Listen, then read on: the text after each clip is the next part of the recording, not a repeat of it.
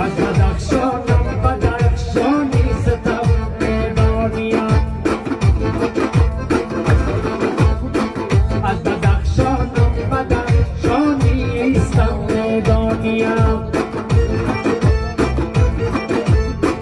علی بلخم یا زرفشانی ستم دنیا علی بلخم یا زرفشانی ستم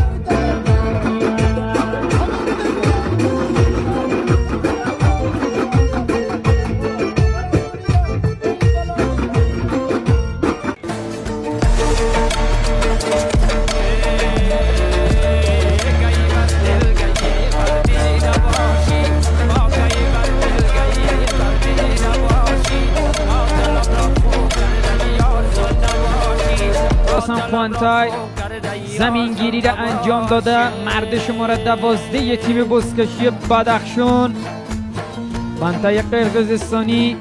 فرصت برای بدخشان هست. یکی به نمایندگی است. Assalomu alaykum, hurmatli muloyidar, hurmatli Afg'on eli. Biz xush keldik. Xudoy buyursa omon eson yaxshi keldik. To'sib olganingizlarga Alloh razı olsun, rahatchilik bilgizaymiz. Şol Qirg'iz elining atidan, Qirg'iziston Ko'kko'ri Federatsiyasining atidan buna 2 yil aralığında mehmon dostluk ortada Көкбөрі жана Бузкаши ойындарының улуттук ойындарыбызды өнүктүрөлүү максатта иш алып барып атабыз. Кудайым буйруса. Ошол келерки жылда бизде көчмөндөр оюндары болот. Кудай буйруса. Ошого атайын чакырык жиберебиз. Президент федерациянын башчылыгына Сарвар Жалалга. Анан биздин ушул мейман достук улана берсин. Эң негизгиси мамлекетте, дүйнөдө тынччылык болсун.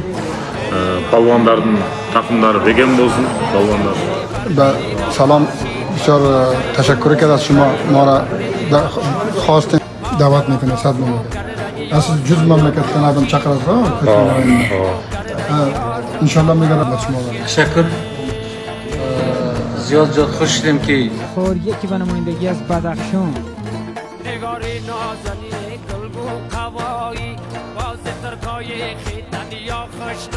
بازم خوانتای گوساله را به گونی منحصر به فرد در اختیار داره. ببینیم که باز هم بازی به گونی جیک به جیک از سر گرفته شده. باز هم خوانتای هست که به صحنه حضور داره. در سمت دیگر یار شماره 4 زکر پهلوان. خوانتای باز هم میره که زمینگیری را انجام بده، ولی زکر اجازه کار نداده. ببینید که با چه مهارت خوانتای اسب زکر را منحرف میکنه و خودش را آماده بلند کردن. گوساله بریم به سمت ادامه کار در نیمه دوم. باز هم خوانتای زمینگیری را انجام داده. چه بازیکنی است این خوانتای. در آستانه هتریک قرار داره. هم خوانتای هم نجیب مختار. روز گذشته من یادآور شدم وقتی خوانتای جید به جید از سر گرفته شده. باز هم خوانتای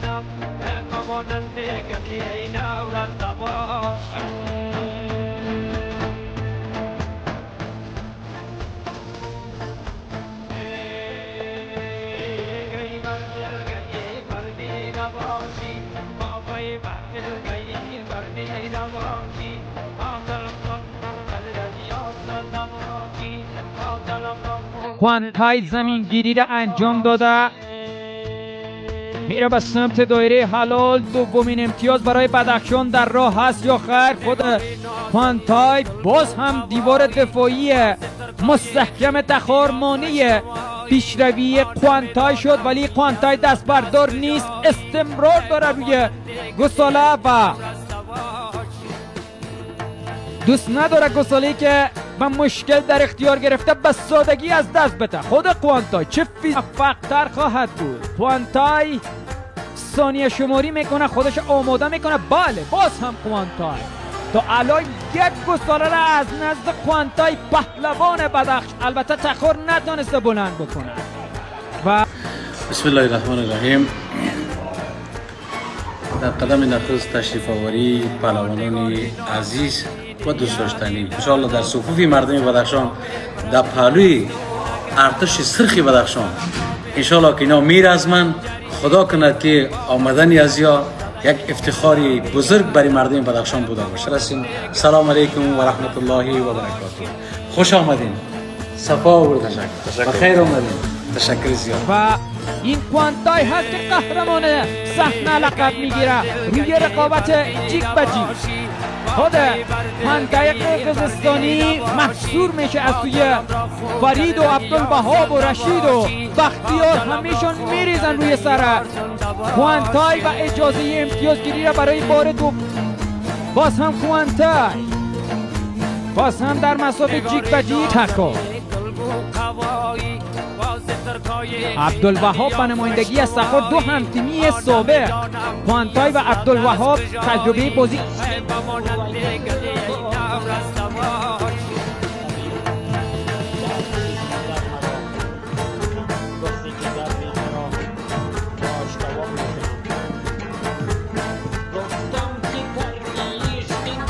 بازی کنار هم را دارد. خوانتای طبق معمول در زمینگیری یک سر و گردن بلندتر، چرخش تاکتیکی مرد شماره 12 و قرقیزستانی بدخشان. خود خوانتای دیوار دفاعی را ببینید، اجازه پیشروی را نمیده. خود بازیکنان بدخشان هم میدونم فرصت اولین امتیاز، اولین امتیاز برای بدخشان. خوانتای تقاس حمله بازیکنان تخار تن به تن. خوانتای در برابر